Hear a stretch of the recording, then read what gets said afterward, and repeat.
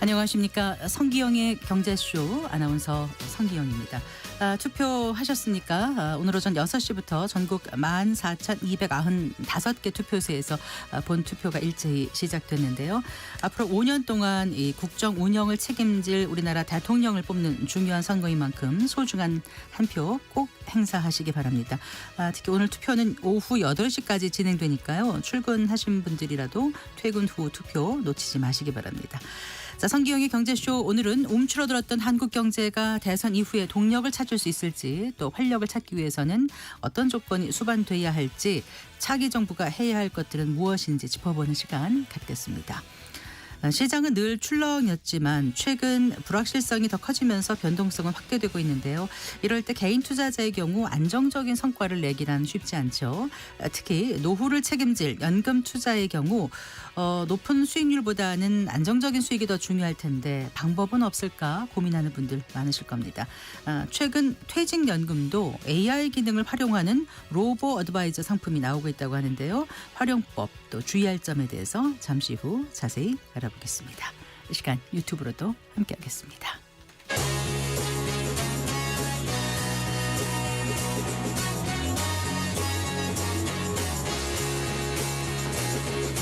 경제 시야를 넓혀드립니다. 투자의 지름길을 안내합니다. 돈 되는 정보를 발견하는 시간. KBS 1라디오 경제쇼.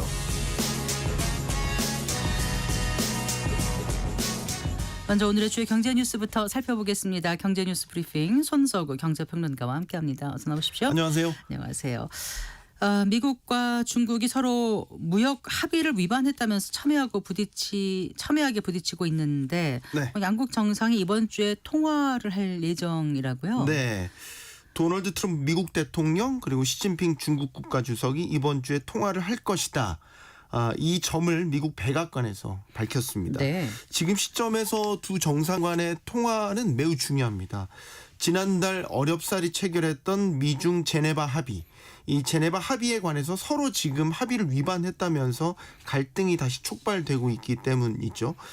트럼프 대통령이 지난달 말이었죠. 자신의 소셜미디어에 중국이 제네바 합의를 위반하고 있다면서 불만을 드러냈고 뭔가 봤더니 중국이 히토류 같은 광물 수출 제한을 풀지 않은 것에 대해서 트럼프 대통령이 문제를 제기한 것이다 이렇게 알려졌죠. 네, 근데 여기에 네. 이제 중국이 맞대응을 하면서 문제가 커졌죠.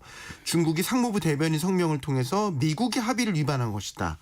반도체 칩을 비롯한 첨단 기술 수출 제한 조치, 네. 중국 유학생 비자 거부 같은 점 등을 지적을 했습니다. 결국 서로 첨예하게 부딪히는 사항들이 다시 정리가 되고 해결 국면으로 들어가려면 지금 시점에서는 양국 정상이 직접 대화를 통해서 풀어야 되고 트럼프 네. 대통령도 여러 차례 시진핑 주석과의 대화를 원한다. 통화를 공개적으로 요청하기도 했지 않습니까? 백악관 설명에 따르면 이번 주에 그 통화가 이제 이루어지는 거죠. 무역 협상을 이끄는 스캇 베센트 미 재무장관도요. CBS 방송과의 인터뷰에서 트럼프 대통령과 시 주석이 통화를 하면 이 문제가 해결될 것이라고 확신한다. 이렇게 말을 했습니다. 네, 네. 이번 주 언제가 될지는 모르겠지만 두 정상의 통화에 사실상 관세 전쟁의 흐름이 결정될 것은 분명해 보입니다. 네. 그리고 이제 트럼프 대통령이 그 관세 정책에 제동을 건 그 네. 미국 사법부 판결에 강한 불만을 나타냈다고요? 네, 미 국제무역법원이었죠. 지난달 28일에 트럼프 대통령이 국제비상경제권한법 이것을 근거로 시행한 상호 관세의 철회를 명령을 했죠. 해당 판결 직후에 이제 미 정부가 곧바로 항소법원에 해당 판결의 효력을 정지시켜 달라면서 가처분 신청을 했고 항소법원이 이걸 받아들여서 본안 판결 전까지 관세 효력은 그대로 유지되고 있기는 합니다. 하지만 자국 법원에 의해서 관세 정책이 제동이 걸렸다는 점, 그건 분명히 뼈아픈 대목이죠. 그렇죠. 트럼프 대통령은 법원이 예상과 달리 관세에 반대하는 판결을 내린다면 다른 나라들이 이 반미 관세로 미국을 인질로 잡도록 허용하는 것이다. 이는 미국의 경제적 파멸을 의미한다. 이렇게 주장을 했습니다. 네. 상호관세 부과가 합법적인지에 대한 결론은 결국 대법원에서 가려질 것으로 전망이 됩니다. 그런데 현재 연방 대법원의 이 대법관들의 성향을 보면 보수와 진보 성향의 대법관들이 6대3, 그러니까 보수 성향의 그 대법관들이 우위를 점하고 있어서 네. 현재 전망으로는 이변이 없는 한 법원이 트럼프 행정부의 손을 들어줄 가능성이 높은 것으로 관측되고 있습니다. 네. 자, 이런 가운데 미국 정부가 관세 협상 국가들에게 그 이달 초까지 네. 협상안을 내놓을 것을 압박했다고요. 예, 이거는 이제 로이터 통신의 보도에 따라서 이제 공개된 건데요. 미국 무역대표부 서한의 초안을 로이터 통신이 입수를 해서 이 내용을 보도한 겁니다. 이 서한의 초안을 보면 트럼프 행정부는 무역 협상 상대국에 오는 4일까지 분야별로 최상의 제한을 내놔라 이렇게 요구를 했습니다. 네. 여기 이제 주요 분야를 보면 미국산 공업, 농업 제품에 대한 관세라든지 쿼터 수입 할당량이 되겠죠. 그리고 비관세 장벽 개선 계획이 포함이 되고 또 디지털 교육이나 경제 안보와 관련해서도 국가별로 구체적인 약속을 기재하라 이런 요구가 담겼다는 겁니다. 네. 트럼프 행정부는 국가들의 답변을 며칠 내로 평가를 해서 합의가 가능한 범위를 제시할 계획이고 그 범위에는 이제 해당 국가에 부과하게 될 상호 관세율이 포함될 수 있다. 로이터 통신 보도를 보면 이런 내용들까지 다 나와 있습니다. 네. 트럼프 행정부가 이 서한을 어느 국가에 다 보냈는지는 밝혀지진 않았지만 로이터 통신은 협상이 진행 중인 국가로 뭐 유럽연합, 일본, 베트남, 인도 등을 언급을 했고요. 우리나라를 여기 언급을 하지는 않았지만 우리나라도 협상 국가이기 때문에 가능성은 있는 거죠. 트럼프 행정부가 제시한 상호관세 유예 기한이 7월 8일이지 않습니까? 네, 네. 그런데 일단은 국가별로 최상의 제한을 가져오라고 제시한 그 기한은 이달 4일.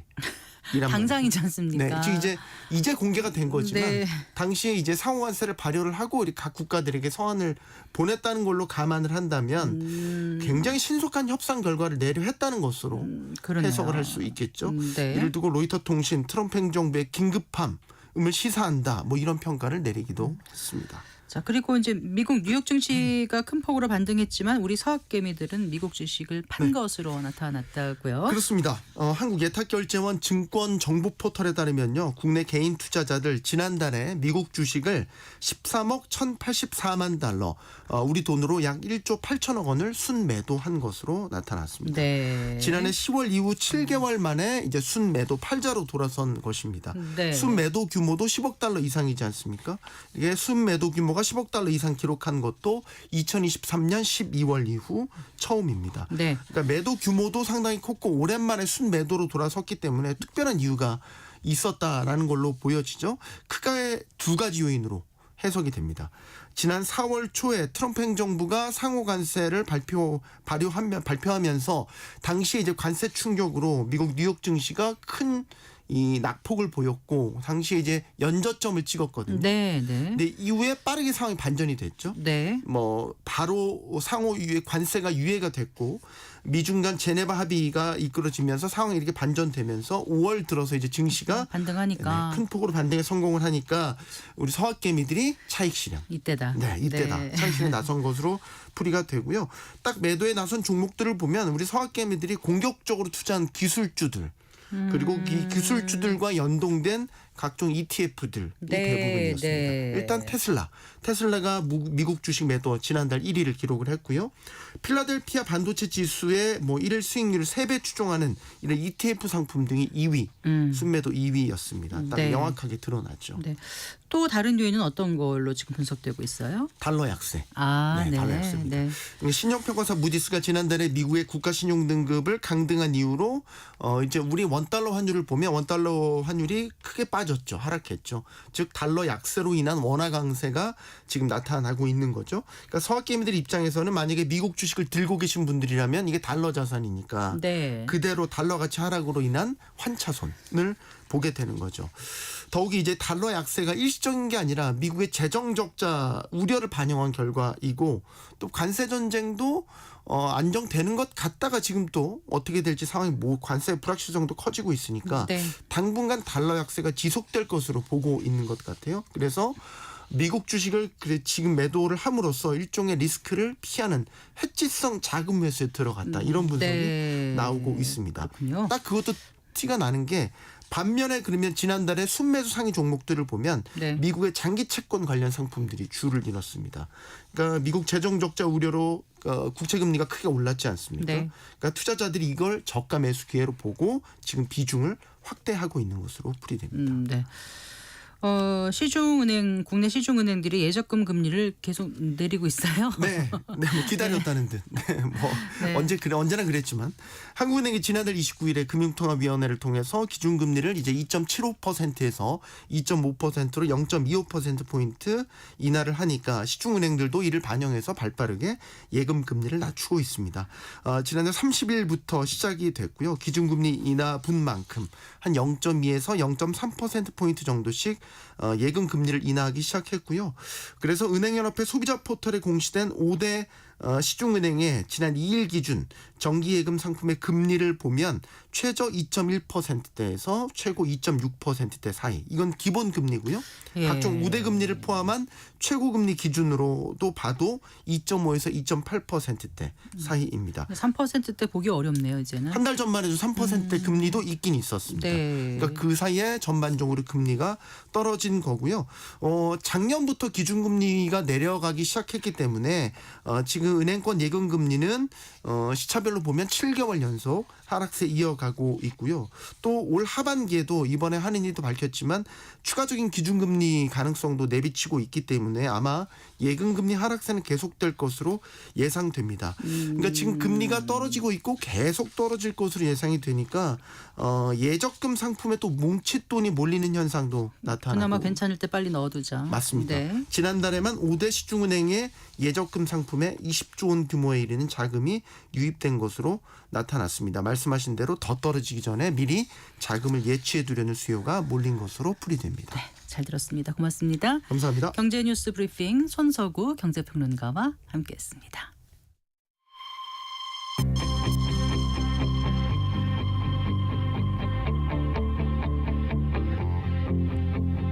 경제 전문가의 원포인트 레슨. 꼭 알아야 할 정보와 이슈를 알기 쉽게 풀어드립니다. 대한민국 경제 고수와 함께 투자의 맥을 짚는 KBS 1라디오 경제쇼. 진행의 성기영 아나운서입니다. 4시 17분입니다. 한국 경제 저성장의 고착화 또 도널드 트럼프 미국 대통령이 주도하는 세계 관세 전쟁 여파로 글쎄요 좀 벼랑 끝에 서 있다고 해도 과언이 아닐 텐데요. 내일 이제 그 새 정부가 출범하게 되죠. 이 새 정부가 맡게 될 이렇게 경제 살리기라는 중책을 어떻게 하면 잘 해낼 수 있을지. 자, 오늘 이 과제와 해법에 대해서 함께 고민해보는 시간 가져보겠습니다. 김광석 한양대학교 겸임교수 스튜디오에 모셨습니다. 반갑습니다. 안녕하세요. 안녕하세요. 네, 투표 당연히 하셨겠죠. 예. 네, 어쨌든 내일부터 이제 우리 이 대한민국이라는 호를 네. 배를 이끌어갈 선장이 내일부터 이제 네. 이끌어가게 되는데. 글쎄 현재 그 우리 경제 상황을 보면 네. 굉장히 어려운 상태에서 이 키를 물려받게 되는 거 아니겠습니까? 네. 네. 맞습니다. 그래서 모든 그 대표적인 유력 후보들이 네. 하나같이 내세우고 있는 경제정책 방향에 네. 성장이라는 단어가 있어요. 예. 그동안 너무나 고성장을 반납해오면서 살았기 때문에 또 올해 2025년 한국 경제 성장률 전망치를 네. 한국은행도 KDI도 0.8%로 그러니까 제로슈가 좋아요. 네. 제로 칼로리 좋아요. 갑자기. 제로 성장은 좋지 않아요. 근데 아까 성장을 반납한 건 아니죠. 반납하고 싶은 사람은 없었죠. 그렇죠. 네. 그러니까 저성장화되고 있었는데 네, 네. 그러니까 이 시대적 과제가 고성장인 거죠.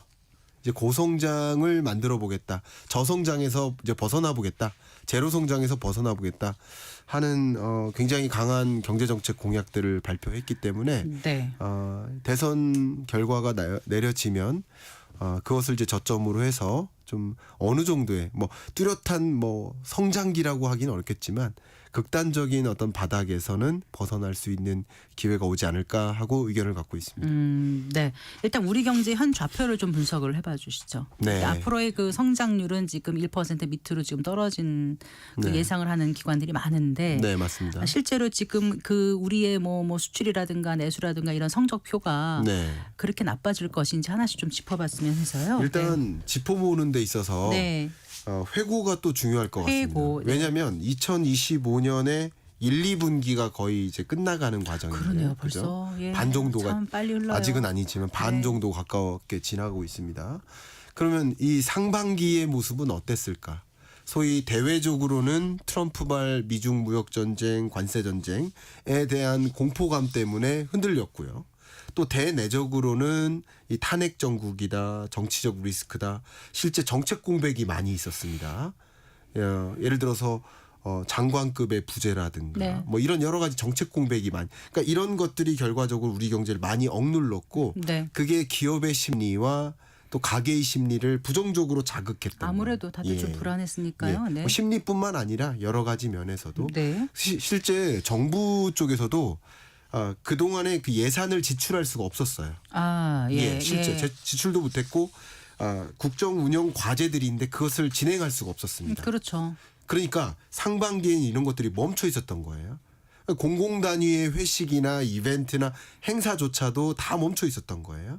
그러니까 경제가 억눌렸었는데 네. 이런 것들이 제자리로 돌아가는 과정이 하반기라고 생각해 본다면 네. 그래도 상반기보다는 하반기에 어느 정도 경제 회복을 기대할 수 있지 않을까라고 생각을 해볼 수 있겠고요. 네. 특히 내수 경기 부진이라든가 네. 대외적으로 외교적 실리적 외교를 해 나가겠다라는 주요 대통령 후보들의 정책 공약들을 들여다보면 지금까지 좀 문제화됐던 것들을 좀 해결하는 데 집중하는 네. 이런 것들이 뭐 저성장에서는 최대한 좀 극복해 보고자 하는 그런 움직임을 해 나가지 않을까 이렇게 기대합니다. 일단 정치 불확실성이 일단락되고 나면은 그래도 좀 평안해진다는 그런 생각은 들 텐데 그래도 지금 4월에 그 전 산업 생산이라든가 소매 판매, 설비 투자 이런 건 다 줄어든 걸로 지금 나온 거잖아요, 교수님.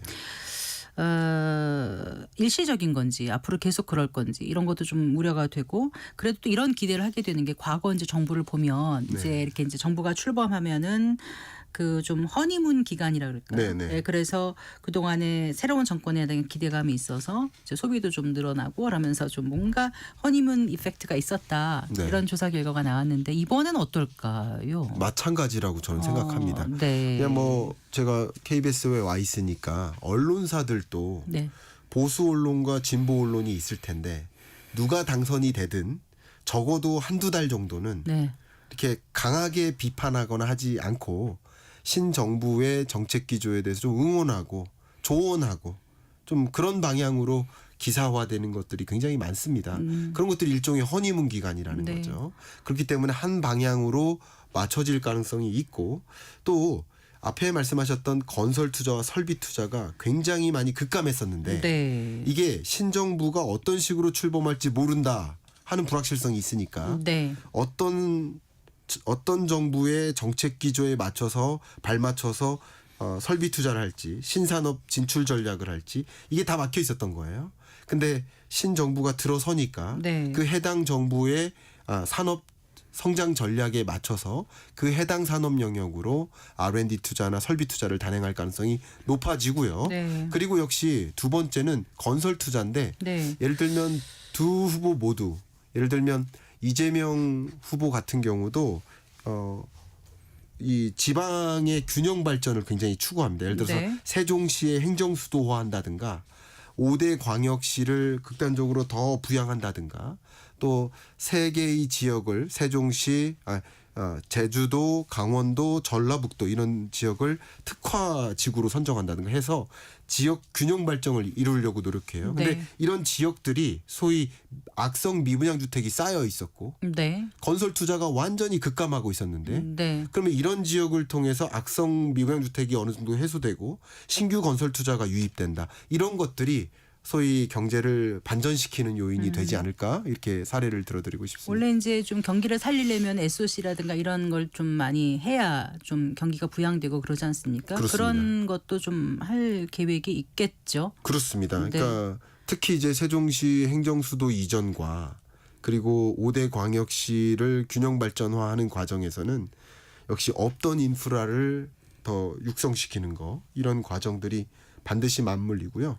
시대적 과제로서 지방 이 부동산 가격의 장기적인 하락세 이런 것을 본질적으로 문제로 삼고 있어요. 그래서 네. 그런 전반에 걸친 변화를 좀 가져오려고 노력하지 않을까 생각합니다. 그래서 세종도 그렇고 뭐 GTX도 그렇고 다들 그렇게 뭔가 좀 해보려는 그런 거를 공약에 지금 넣은 것 같은데 그렇습니다. 일단 말씀하신 대로 이제 그런 허니문 기간 이게 이제 대선 직후 이제 반짝 어떤 효과로 끝나지 않으려면 네. 정말 정책을 잘 추진을 해야 될 것 같고 국민들한테 잘 설명도 해야 될 것 같고 그런데 말씀하신 대로 이제 그동안 약간 그 사령탑이 부재했다 그럴까요? 그다음에 네. 개통상의 어떤 난맥상 이런 게 있었기 때문에 아무래도 예산 집행도 어려웠고 네. 정책을 수행하는 것도 어렵지 않았습니까? 맞습니다. 이제는 좀 탄력이 붙겠죠. 상당히 탄력을 받을 거라 생각합니다. 네. 일단은 기본적으로 어떤 부문에 예를 들어 산업통상자원부에 기획재정부에 중소벤처기업부에 각 부처별 인선을 당연히 준비할 것이고요. 네. 정책 공백을 해소해 나갈 것이라고 생각합니다. 그런 것들이 뭐 소위 신정부 들어서서 기대될 대목들이라고 볼 수 있겠고요. 또 예산뿐만 아니라 기존에 못 썼던 예산뿐만 아니라 추경도 고려를 하고 있기 때문에 네. 이런 것들이 맞물리면서 마중물 역할을 할 수 있지 않을까 하는 생각도 해봅니다. 네.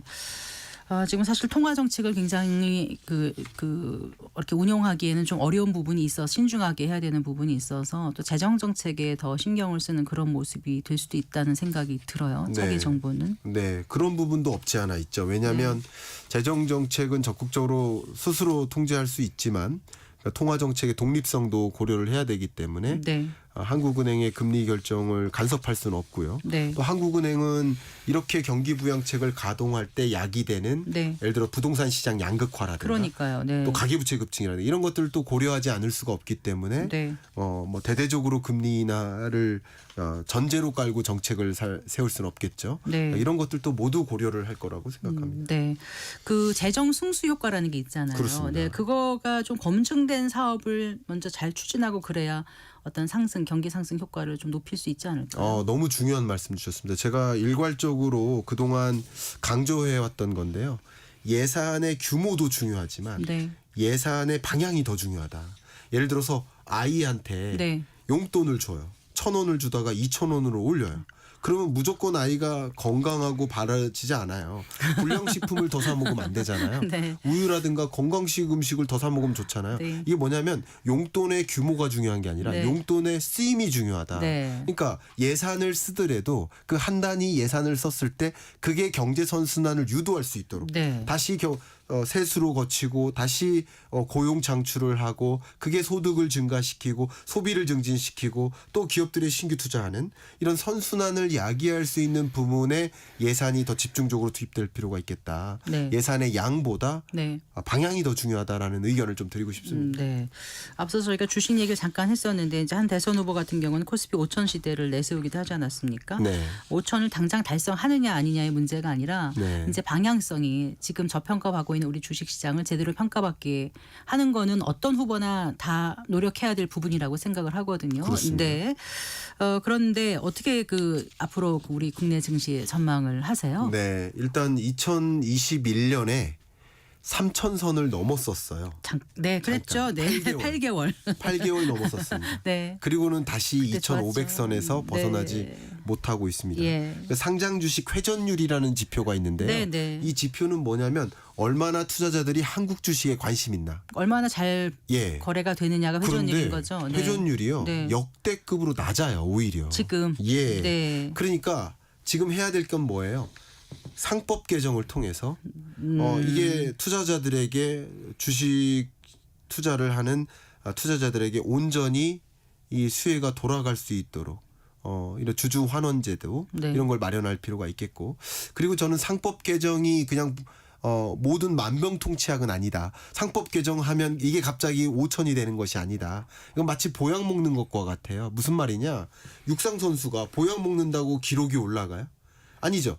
보약을 먹고 운동을 해서 체력을 운동을 해서 해서 체력, 그쵸. 기본 체력학과 기술을 늘려야죠. 그렇죠. 네. 예, 그런 나머지 여정이 있다. 네. 그래서 상법 개정도 필요하지만 그 밖에 어떻게 하면 한국 주식의 매력도를 갖고 네. 기업들이 더 성장하고 네. 그런 모습을 보일 때 성장할 것으로 기대될 때 외국 투자자든 국내 투자자든 네. 한국 주식 비중을 늘리지 않겠습니까? 네. 그러면 자연스럽게 5천까지 가겠죠. 그래서 상법 개정뿐만 아니라 법적 절차뿐만 아니라 그 밖에 한국 시장에 대한 관심을 불러올 수 있도록 하는 그런 선순환 구조를 만드는 거 이게 굉장히 중요한 요소라고 좀 의견을 드리고 상법 싶습니다. 개정은 이제 이사의 충실 의무 중에서 그동안은 회사를 위해서인데 이제 주주를 위해서까지 넣어야 된다는 게 상법 개정안의 골자잖아요. 그렇습니다. 근데 이제 기업들은 이거에 대해서 계속 반대하는 게 기업 활동의 애로를 표하면서 그렇게 얘기를 하고 있는데 네. 결국 주식이라는 건 주가라는 건 기업의 실적과 가장 밀접하게 연관이 돼 있고 네. 기업의 실적을 잘 내려면 기업하기 좋은 여건이 있어야 되는데 네. 약간 좀 상충되는 부분이 있어서 맞습니다. 아까 말씀하신 보약은 보약이지만 기술이 있으려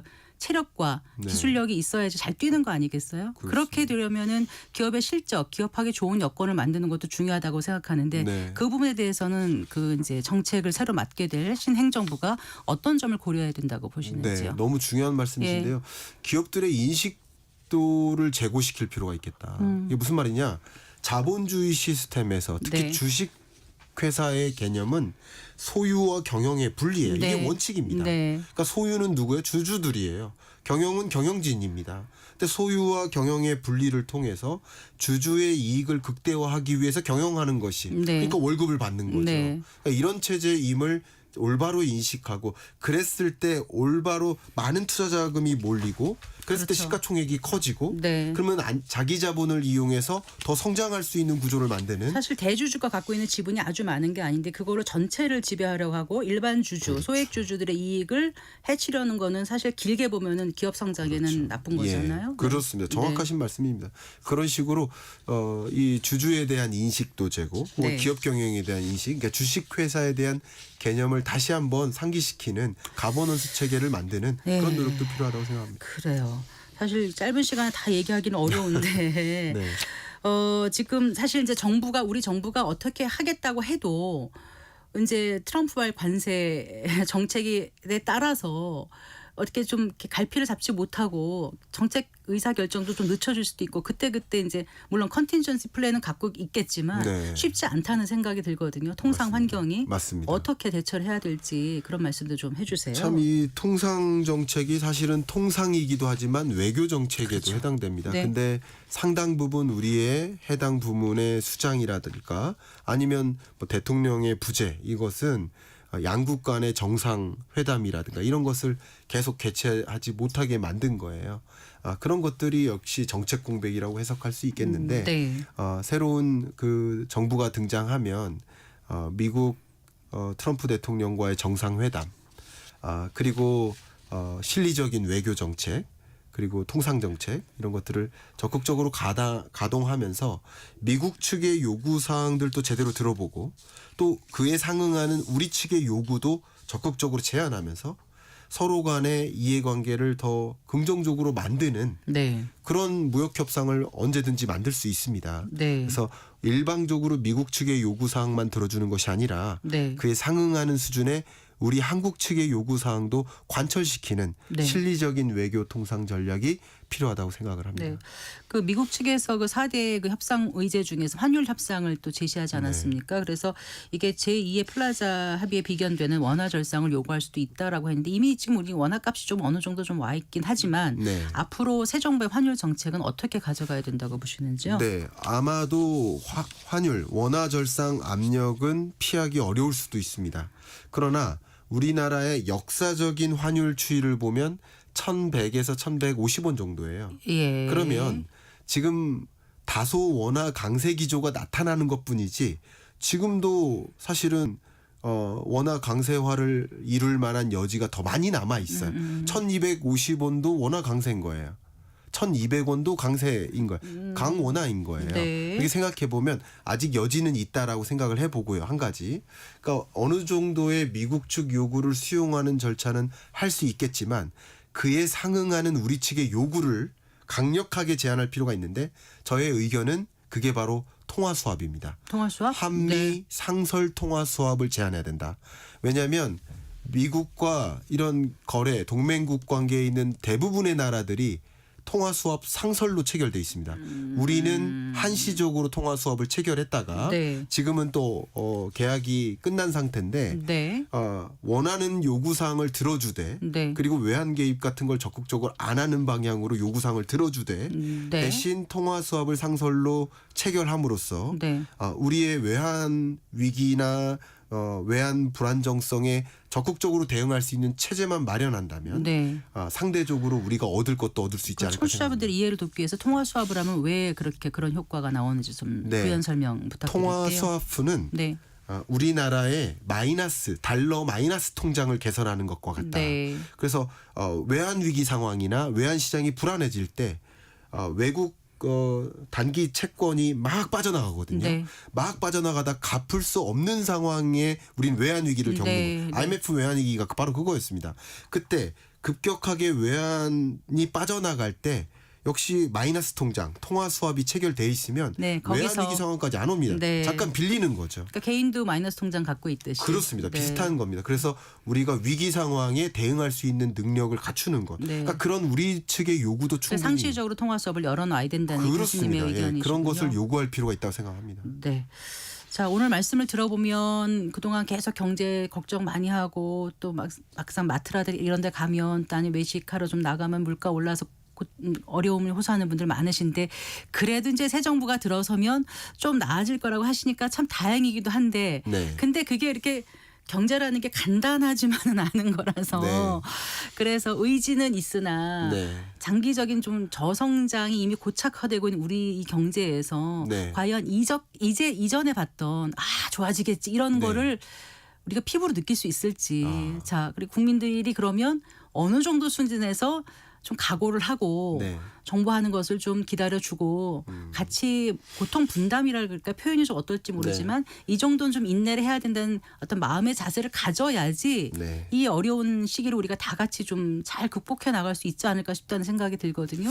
제가 송구스러운 표현이지만 네, 저출산에 대응하기 위해 움직여 왔다가 네, 근래 3년 전 정도부터 저출산을 대응하지 못하면 네. 못 막는다면 잘 순응하자. 저출산 인구 감소 고령 사회 시대에 걸맞게 또 사회 운영을 해보자. 네, 네. 이것도 굉장히 중요한 거거든요. 네. 적응하고 순응하는 거. 네. 그래서 제가 여러분께 말씀드린다면 고성장 체제로 가는 게 아니라 네. 극단적인 저성장에서는 벗어나자라는 네. 움직임이 일어날 것이라고 보여지고 어느 정도의 저성장을 받아들이시고 이 저성장 국면에서 어떻게 우리가 최선의 선택을 하고 의사결정을 내릴지를 고민하는 것도 네. 경제적인 합리적인 의사결정 아닐까 네. 하는 의견을 좀 드리고 싶습니다. 네. 저출생으로 비롯해서 저성장으로 이어지는 이 국면 고리를 끊는 게 쉬운 게 아니지 않습니까? 그렇습니다. 그래서 새 정부가 어쨌든 간에 저출생을 극복하기 위한 뭔가 사회 네. 전체적인 어떤 구조를 좀 만들어 나가는데 노력을 해야 될 것 같고요. 네. 장단기 과제를 좀 얘기해 주신다면 네, 끝으로. 맞습니다. 네. 지금까지는 주로 단기적 과제들을 중심으로 말씀드렸습니다만 장기적으로 우리 경제가 2040년 정도가 되면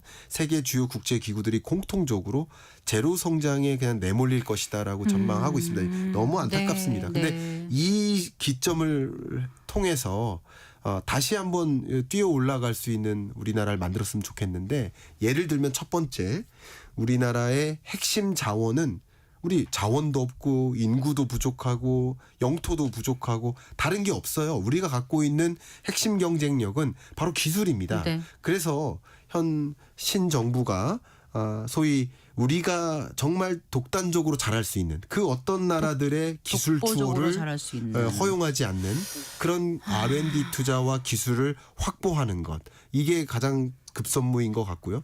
그에 상응하는 기술 인재를 적극적으로 육성하는 것. 네. 인구 감소 가지고 울지 마시고 네. 한 명 한 명의 인구가 인재가 인재화되면 되도록. 됩니다. 네. 그럼 생산성이 올라가는 거죠. 예. 그래서 저성장에서 벗어날 수 있다. 그런 구조를 만들어가는 노력. 그러니까 중장기적으로도 우리가 해결해야 될 것들을 미루어서는 안 되겠다는 의견도 드립니다. 알겠습니다.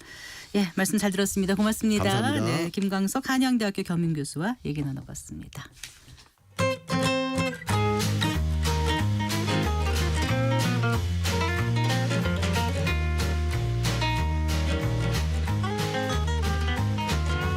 경제 맛집 투자 핫플. 지금은 돈 벌기 딱 좋은 시간. KBS 1라디오 경제쇼.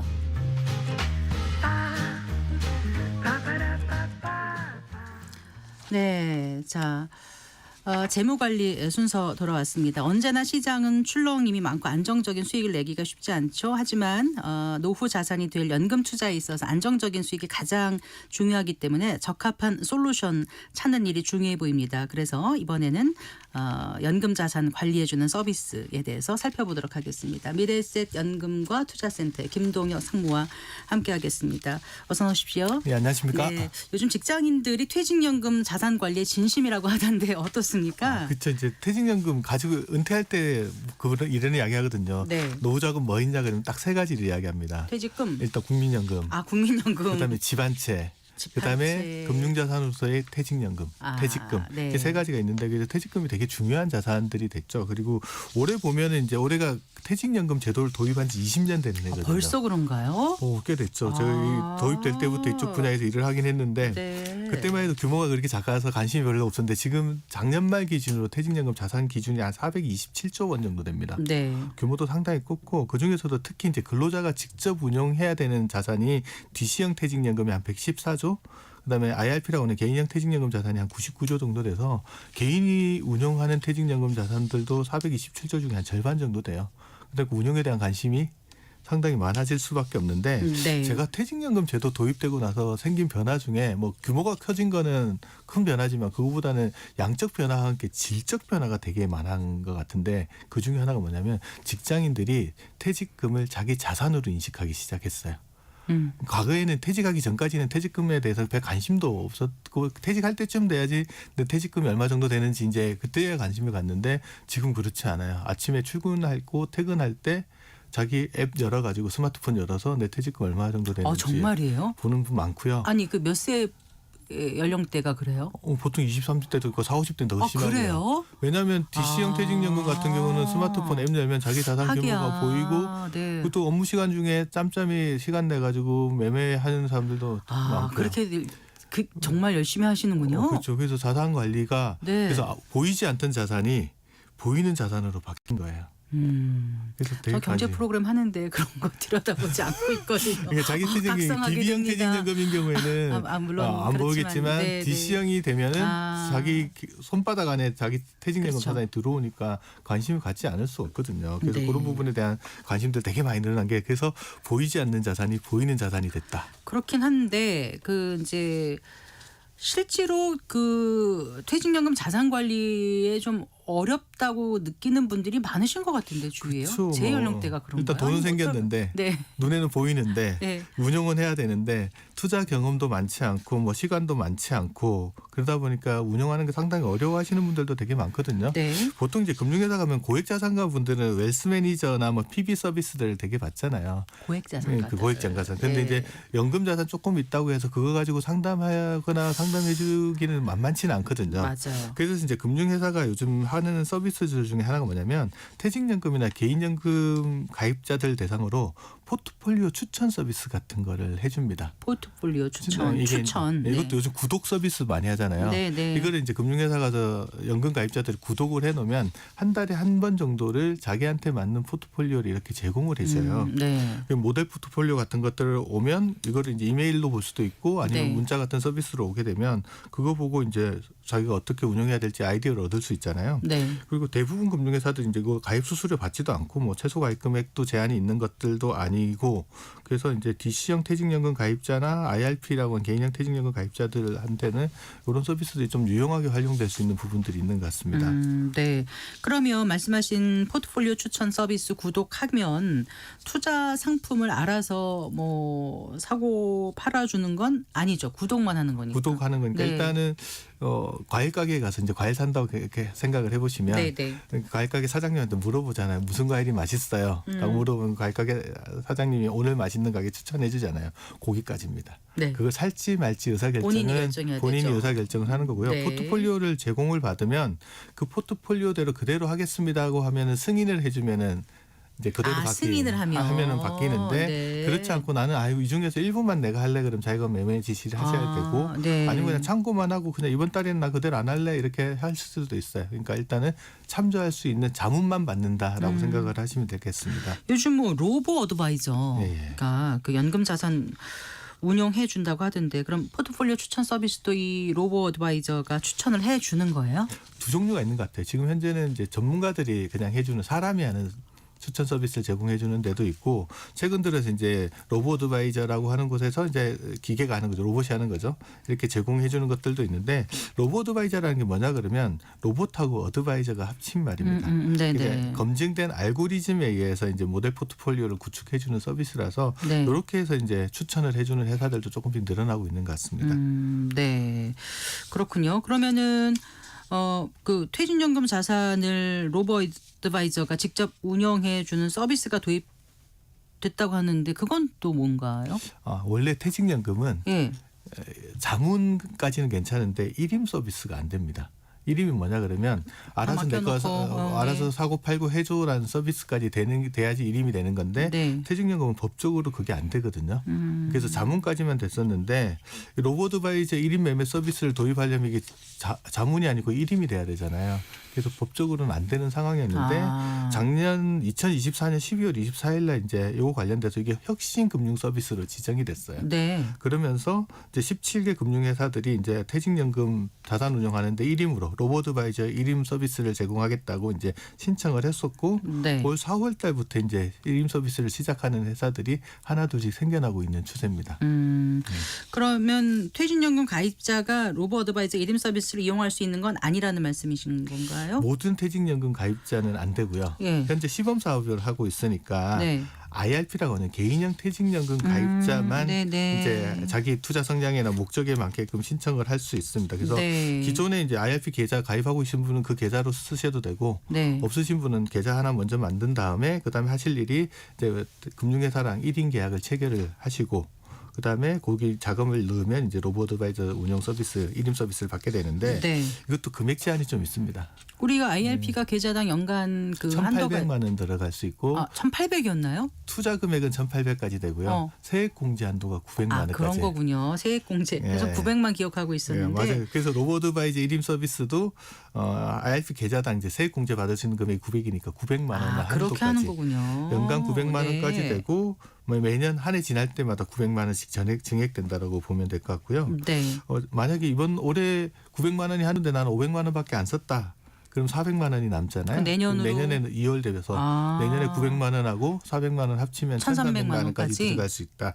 이렇게 보시면 될 것 같습니다. 근데 IRP 계좌 적립금이 900만 원 넘는 사람은 어떻게 한다고요? 이미 어떻게 계좌에 해야 되죠? 900만 원 넘게 쌓여 있는 사람은 900만 원까지는 이제 나는 로보 어드바이저 서비스 받겠다고 신청을 하시면 되고 나머지 금액은 자기가 직접 운영하셔야 됩니다. 그래서 이렇게 혼용해서 운영하는 것들도 지금 가능한데 제 개인적인 생각은 이 금액을 조금 더 넓혀주는 것들이 좋지 않을까라는 생각이 900보다 더 네, 지금 넓혀서. 시범 단계니까 네. 그런데 조금 더 나중에 넓혀지지 않을까 하는 생각을 가지고 있습니다. 글쎄요. 자, 그 로보 어드바이저 일임 서비스가 이제 도입되면 이게 어떤 효과를 기대할 수 있다고 보세요? 그러니까 아까 개인형 DC형 퇴직연금이나 IRP 가입자는 스스로 운영해야 되는데 네. 운영 방법에 대해서 경험이나 뭐 자기 역량이 부족하신 분들은 또 대부분 사람들이 정기예금에 많이 맡겨놓고 있거든요. 그러다 네. 보니까 현재 DC형이나 IRP 적립금 중에 한 80% 가까이가 원리금 보장 상품에 있어요.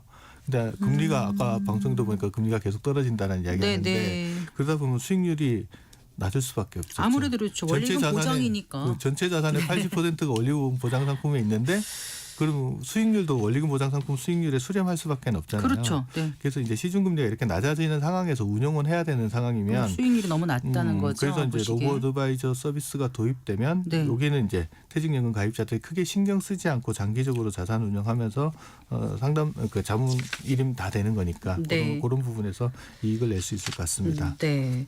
그 연금 저축 가입자요. 예. 그러니까 이제 랩 어카운트 서비스를 이용할 수 있다고 들었거든요. 예. 이게 어떤 서비스인지 좀 자세히 말씀해 주시겠어요? 랩이라는 말은 우리 랩하면 싸다는 말이잖아요. 네네. 어카운트는 계좌거든요. 네. 우리가 이제 과일 가게에 가서 아까 다시 과일 사는 서비스를 설명드리면 네. 그 추천을 받을 수도 있지만 네네. 이미 쌓여 있는 상품들 포장돼 있는 걸 그대로 살 수도 있잖아요. 그게 레버 카운트라고 보시면 됩니다. 레버 카운트 상품을 사면 그 안에 이미 펀드들이 딱 정리가 돼 있고 내가 그 하나씩 고르는 게 아니고 이미 포장돼 네. 있는 것들을 사는 네. 게 이제 레버 카운트 서비스라고 보면 되고요. 그 중에서 이제 개인연금 같은 경우에는 이미 레버 카운트 서비스가 시행되고 있어서 그런 부분들 참조하시면 되는데 이게 2022년도 6월 달에 출시되기 시작해서 현재 한 4개 증권사 정도가 제공을 하고 있는데 평가 금액은 한 2,200억 정도 돼서 이제 조금씩 늘어나는 추세라고 보시면 되고 그러니까 연금 저축 펀드에서 가입 가능한 예. 개인 연금 레버 카운트가 예. 지금 한 4개 정도, 4개 정도 있다. 네. 네. 증권사에서 제공하고 있고요. 예, 예. 그러니까 퇴직연금 같은 경우에는 아직은 안 됐는데 아까 시범 사업으로 IRP에 도입되는 게 이제 랩이라고 보시면 돼요. 네. 거기 이제 조금 더 아. 확대되는 추세로 갈 거라고 보시면 됩니다. 네. 그럼 이게 수수료는 어떻게 됩니까? 수수료는 일단 네버카운트 하면 일반 네버카운트는 수수료가 되게 높은데 네. 개인연금은 그렇게 낼 수는 없잖아요. 그래서 일반 랩보다는 수수료가 되게 낮게 설정이 되어 있고 네. 중도 해지도 비교적으로 좀 자유롭게 되어 있고 네. 최소 가입 금액도 제한이 그렇게 없는 상황이고요. 다만 이제 운용을 개별 주식은 안 들어가고 네, 펀드로만 펀드로만. 운영한다 네. 보시면 됩니다. 그러면 아까 말씀하신 그 포트폴리오 추천 서비스하고 지금 말씀하신 랩 어카운트하고는 어떻게 차이가 있는 거죠? 추천은 말 그대로 추천까지만 추천까지만. 자문 서비스라고 보시면 되고요. 예. 레버카운트는 그 안에서 운용까지 다 일어나는 형태라서 일단 레버카운트 상품을 하시는 분은 중간에 내가 어떻게 개입할 여지가 없습니다. 일단 선택을 하면 네. 할 수 있는 거는 돈 계속 불입하는 거랑 네. 운영하는 거 지켜보고 관리하다가 정말 마음에 안 들면 해지하는 거. 기간 처음에 어떻게 설정한다고? 뭐 자기가 아까 중도 해지하는 게 그렇게 큰 제약은 없기 때문에 네. 비교적 자유롭기 때문에 운영하시다가 나 이거 괜찮아라면 계속 가시는 거고 크게 마음에 안 드시면 내가 할 수 있는 일은 중간에 이건 나 안 할래 이렇게 해서 해지하시는 것도 방법입니다. 그래서 네. 크게 이제 포장된 상품을 사는 거라서 네. 안에 들어가서 어떻게 내가 개입할 여지는 없다. 다만 이 펀드 개별적으로 안에 들어가는 펀드들이 있잖아요. 개별적으로 펀드가 어떤 게 담겨 있고 네. 어떻게 운영되고 있는지는 수시로 확인하는 것은 가능합니다. 그리고 정기적으로 이제 레버카운트 투자 일임에 대한 보고서 같은 것들을 회사가 제공해 주기 때문에 네, 그거 네. 참조하시면 될 것 같습니다. 자, 그 랩 어카운트 외에 연금 자산을 좀 알아서 운영해 주는 다른 금융 상품은 어떤 게 있어요? 퇴직연금 가입자한테 가장 인기 있는 상품은 타겟 데이트 펀드라고 하는 TDF 같은 게 있습니다. 예. 이거는 개별 펀드 상품인데 여기 안에 이제 글로벌로 주식 채권을 다 분산 투자가 돼 있어서 요거 가입하고 계시면 그냥 글로벌 자산에 분산 투자하는 효과는 있거든요. 다만 이게 일반 펀드랑 차이점은 목표 시점이라는 게 있어요.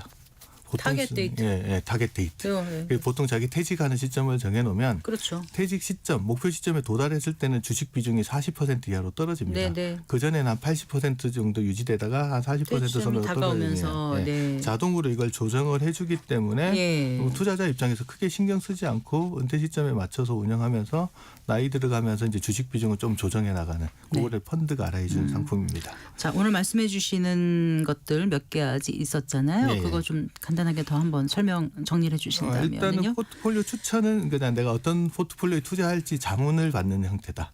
그렇게 보시면 되고요. 그다음에 로보 어드바이저를 통한 랩 서비스를 받게 되면은 네. 요거는 이제 이미 완성되어 있는 꾸러미 상품을 사는 거다라고 네. 보시면 되고요. TDF는 내 은퇴 시기에 맞춰서 자산 비중을 조정해 주는 상품이다. 이렇게 보시면 될 것 같습니다. 네. 자, 다시 여쭤보면 일반 랩 어카운트 서비스는 연금저축 가입자만. 네, 현재는 이제 연금 중에 개인연금만 현재 되는 거고 네. IRP에서 시범적으로 지금 시행되고 있다라고 보시면 됩니다. 예, 이 연금 투자 정말 잘하셔야 되지 않습니까? 노후가 달려 있는 거니까 네네. 어떤 점을 좀 유의해야 될지 끝으로 한 아무리 말씀 서비스가 해주신다면요. 네. 좋다고 하더라도 예.